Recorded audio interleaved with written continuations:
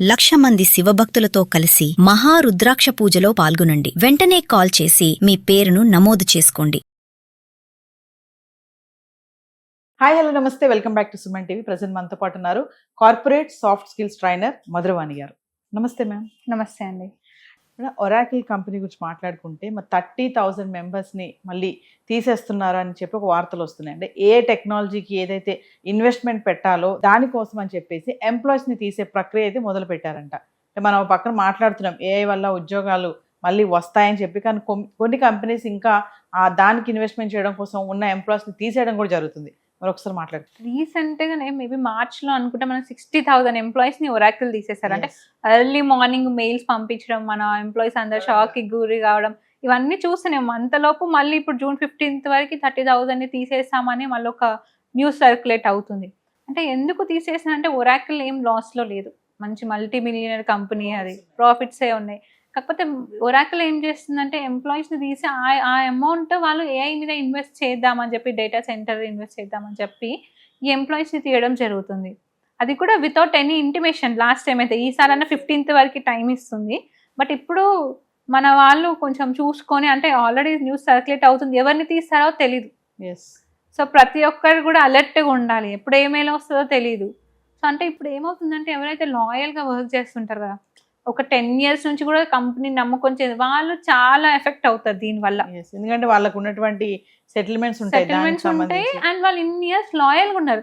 ఈ 10 years వాళ్ళకి job opportunities రాకుండా ఉంటాయా? చాలా వస్తాయి. ఒరాకిల్ పెద్ద కంపెనీ కాబట్టి చాలా కంపెనీస్ ట్రై చేస్తుంటాయి, హెడ్ హంటింగ్ అని చేస్తారు. అంటే పర్టికులర్గా ఈ కంపెనీ నుంచే తీసుకొని మన కంపెనీలో పెట్టుకోవాలి అని అనుకుంటారు. కొంచెం వాళ్ళకి చాలా ఎక్కువ హై ప్యాకేజెస్ ఇచ్చి కూడా. సో 10 years నుంచి వర్క్ చేసిన వాళ్ళకి ఎన్ని ఆపర్చునిటీస్ వచ్చి ఉండాలి? అవన్నీ వదులుకొని కూడా మీ కంపెనీతో ఉంటుంటే మీరు ఈ పీక్ మూమెంట్లో తీసేస్తే వాళ్ళు ఎలా వెళ్ళాలి? లాస్ట్ టైం మనం చూసుకుంటే కూడా ఐ థింక్ ఒక 20 years ఎక్స్పీరియన్స్ అతను కూడా వితౌట్ ఎనీ ప్రియర్ ఇన్ఫర్మేషన్ తీసేశారు. సో చాలా డిప్రెషన్ కూడా అవుతారు కదా, అంత లాయల్గా ఉన్నందుకు నాకు ఇదా జరిగింది అని.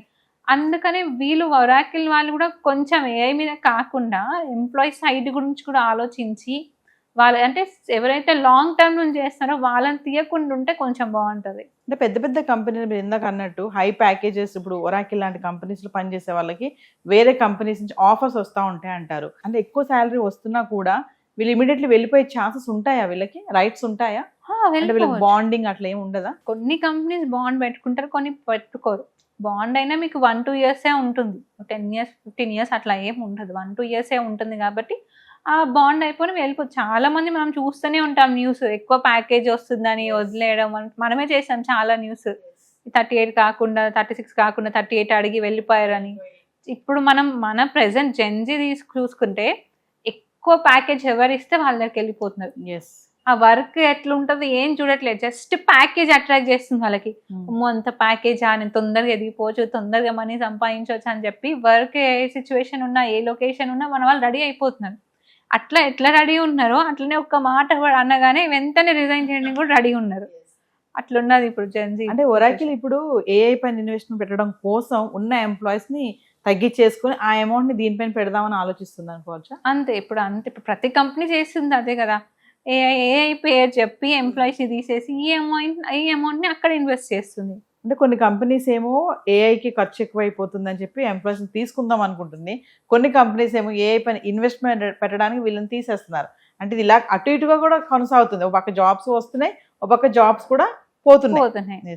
మరి కమింగ్ టు మనం వర్క్ ఫ్రమ్ హోమ్స్ గురించి మాట్లాడుకుంటే మధురవాణి గారు, మనం ప్రీవియస్ మాట్లాడుకున్న వీడియోలో మరి మళ్ళీ వర్క్ ఫ్రమ్ హోమ్ కల్చర్ అనేది మళ్ళీ స్టార్ట్ అవుతుందా, స్టార్ట్ అయ్యిందా? అంటే ఇంతవరకు అయితే స్టార్ట్ అవ్వలేదు. జస్ట్ మనకు మోడీ గారి నుంచి ఒక ఇన్ఫర్మేషన్ వచ్చింది అంటే, కానీ అఫీషియల్గా అయితే ఎక్కడ అనౌన్స్ చేయలేదు. కాబట్టి ఇప్పటికైతే వర్క్ ఫ్రమ్ అంటే ఎవరైతే ప్రీవియస్గా కరోనా టైం నుంచి hybrid mode work from home వాళ్ళు కంటిన్యూ చేస్తున్నారు. కానీ కొత్తగా కంపెనీస్ ఇప్పుడు ఎవరైతే running companies work from office ఉన్నారో వాళ్ళు మాత్రం ఆఫ్లైన్ ఇంకా వెళ్ళలేదు, ఆన్లైనే వర్క్ ఆఫీస్ నుండే చేయడం జరుగుతుంది. బయట కూడా కొన్ని వార్తలు ఏంటంటే రాను రాను ఉద్యోగాలు దొరకడం చాలా కష్టమైపోద్ది, వచ్చిన ఉద్యోగాన్ని చాలా జాగ్రత్తగా ఒళ్ళు దగ్గర పెట్టుకొని చేసుకోండి, అంటే స్టైల్కి పోయి ఆ కంపెనీ ఓనర్కి ఆఫర్లు ఇచ్చి నేను 2 రోజులే వస్తా ఆఫీస్కి, 3 రోజులు రాను, నేను ఇంట్లో ఉండి చేస్తా, ఎక్కువ ప్రొడక్టివిటీ ఇస్తా, ఇలాంటి ఛాలెంజెస్గా వెళ్లకుండా ఉన్న జాబ్ని జాగ్రత్తగా చేసుకోండి, ముందు ముందు జాబ్స్ అసలు లేవు, ఉండవు అనేసి కొన్ని వార్తలు వస్తున్నాయి. అవును. అంటే మన మోడీ గారు ఎప్పుడైతే మనకి ఆ వ్యాఖ్యలు కొన్ని మాటలు చెప్పారో అప్పటి నుంచి కొన్ని ఇలాంటివన్నీ బాగా రైజ్ అవుతున్నాయి. లైక్ పెట్రోల్, డీజిల్, గ్యాస్ ఇవన్నీ పెరిగిపోతున్నాయి. గోల్డ్ కొనొద్దని చెప్పారు, వర్క్ ఫ్రమ్ హోమ్స్ అన్నారు, జాబ్స్ కూడా ఉండవు అంటున్నారు. ఇంకా ముందు ముందు మనీ క్రైసిస్ కూడా వస్తాయి, డబ్బులు కూడా ఎవరి దగ్గర ఇంకా 2-3 సంవత్సరాలు పోతే డబ్బులు కూడా ఉండవు ఎవరి దగ్గర, ఏం కొనొద్దు, ఏం అమ్మొద్దు, ఇలాంటి వార్తలు చాలా చూస్తున్నాం. మరి ఇలాంటి టైంలో ఉద్యోగం విషయానికి వచ్చేటప్పుడు కొంతమంది యంగ్స్టర్స్ తీసుకుంటే బీటెక్ కంప్లీట్ అయ్యి వచ్చిన వాళ్ళు కానీ ఇలాంటి వాళ్ళు ఏంటంటే కొంచెం నెగ్లిజెన్స్గా ఉంటున్నారు. వస్తుందిలే, వచ్చినప్పుడు చేద్దాంలే, దీనికంటే ఇంకా మంచి జాబ్ చేయాలి, నాకు ఈ జాబ్ కాదు అనే ఒక మైండ్ సెట్తో ఉంటున్నారు. అలాంటి వాళ్ళకి మరి ప్రెసెంట్ ఉన్నటువంటి ఈ క్రైసిస్లో మీరేమైనా చెప్పగలుగుతారా? ఇప్పుడు మనకి చాలా జాబ్స్ ఉన్నాయి, జాబ్స్ లేవని కాదు, కానీ మన పిల్లల కాన్ఫిడెన్స్ ఎట్లుందంటే ఇది కాకపోతే ఒకట్లే అంటే ఇంటర్వ్యూ షెడ్యూల్ అయినా కూడా ఇంటర్వ్యూకి వెళ్ళరు, హెచ్ఆర్ కాల్స్ లిఫ్ట్ చేయరు, ఇంటర్వ్యూ అటెండ్ అవుతారు, ఆఫర్ లెటర్ తీసుకుంటారు, తీసుకొని కూడా వెళ్ళరు. ఇది కాకపోతే ఇంకో చూద్దాంలే, ఈ ఆఫర్ యూజ్ చేసుకొని వేరే ఆఫర్ తెచ్చుకోవచ్చులే అని. అలాంటప్పుడు ఏమవుతుందంటే మీరు మంచి కంపెనీ మిస్ అయిపోతున్నారు. మీరు అంటే ఎట్లా మన పిల్లలు ఎట్లా కాన్ఫిడెన్స్ ఏముందిలే జాబ్ చూసుకుందాంలే అని. కొంతమంది యాక్చువల్లీ చాలా మంది చెప్పాలనుకుంటే జాబ్ ఏముంది అంటే పేరెంట్స్ వాళ్ళకి అంత ఫ్రీడమ్ ఇస్తున్నారు, అంటే అడిగినప్పుడు అలా అమౌంట్ ఇవ్వడం, అట్లా ప్యాంపరింగ్ చేసే వాళ్ళకి వీళ్ళకి జాబ్ ఇంపార్టెన్స్, మనీ ఇంపార్టెన్స్ తెలియట్లేదు. ఒకప్పుడు జాబ్ ఇంటర్వ్యూ అంటే ఎంత భయపడే వాళ్ళం. మన టైంలో చూసుకుంటే 9 o'clock ఇంటర్వ్యూ అంటే 7 కల్లా అక్కడ వెళ్ళిపోయే వాళ్ళం. ఇప్పుడు 9 o'clock ఇంటర్వ్యూ అయితే 12 వరకు కూడా రారు.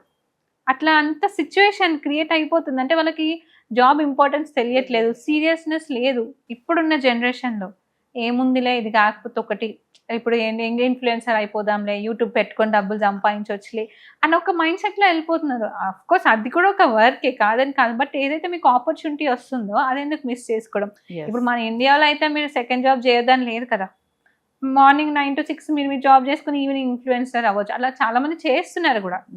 సో అట్లా మన వాళ్ళు ఓవర్ కాన్ఫిడెన్స్ వచ్చిన ఆపర్చునిటీస్ వదిలేసుకుంటున్నారు. ఇంకోటి ఏంటంటే మీరు అన్నట్టుగానే ఈ ఆర్టిఫిషియల్ ఇంటెలిజెన్స్ ఎన్నో టూల్స్ వస్తున్నాయి, ఎన్నెన్నో కోర్సులు వస్తున్నాయి. చాలా మంది వీటి నేర్చుకోవడానికి కూడా నెగ్లిజెన్స్గా ఉంటున్నారు. అంటే ఆన్ డ్యూటీ మనం చేసుకుంటూ ఇదే వచ్చేస్తుందిలే, దానిపైన ఎక్కువ ఫోకస్ పెట్టాల్సిన అవసరం లేదు అనుకుంటున్నారు. కానీ ముందు రోజుల్లో చూసుకుంటే ఏ టెక్నాలజీ అనేది ఇంకా ఎక్కువ విస్తరిస్తుందని అన్నట్టుగానే కనిపిస్తుంది. కొన్ని కంపెనీస్ మరి దాన్ని అడాప్ట్ చేసుకుంటున్నాయి అలానే. మరి దాని గురించి ఒకసారి ఫైనల్గా మాట్లాడు. మన వాళ్ళకి ఏంటంటే చాలా డిస్ట్రాక్షన్స్ ఉంటాయి. ఏముందులే, ఆల్రెడీ పొద్దు నుంచి కష్టపడి వస్తున్నాం, మళ్ళీ కోర్స్ ఎవరు నేర్చుకుంటారు, ఏం అవసరం చూసుకుందాం అట్లా అనుకున్న వాళ్ళే లే ఆఫ్ అయిపోతున్నారు. సో కొంచెం మనం కాన్సన్ట్రేషన్ పెట్టి, కొంచెం కెరియర్ మీద కాన్సన్ట్రేషన్ ఫోకస్ పెట్టి గ్రో అవ్వాలి అనుకున్న వాళ్ళు డైలీ ఒక 1-2 hours టైం తీసుకొని ఏఐ పైన ఇన్వెస్ట్ చేస్తే వాళ్ళకి ఫ్యూచర్లో ఒకవేళ ఈ లే ఆఫ్ అయిపోయినా మీకు ఇంకో జాబ్ వెయిట్ చేస్తుంటుంది మీకోసం. మీరు అంత స్కిల్స్ పెంచుకుంటే వేరే కంపెనీస్ వెయిట్ చేస్తుంటుంది మీకోసం. ఎందుకంటే ఎవరైనా మంచి స్కిల్డ్ ఎంప్లాయీనే తీసుకోవాలనుకుంటున్నారు. సో మీరు అంత స్కిల్ బిల్డప్ చేసుకొని టైం ఇన్వెస్ట్ చేయాలి. మన వాళ్ళు ఏంటి అట్లా ఉండదు, ఎంతసేపు డిస్ట్రాక్షన్స్, బయటికి వెళ్ళాలి, ఫ్రెండ్స్తో తిరగాలి, మూవీ అవి ఉంచుకోండి, వీకెండ్స్లో పెట్టుకోండి. బట్ మిగతా టైం మీ పైన, మీ కెరియర్ పైన ఫోకస్ చేస్తే మీకు ఫ్యూచర్ చాలా బాగుంటుంది. Thank you.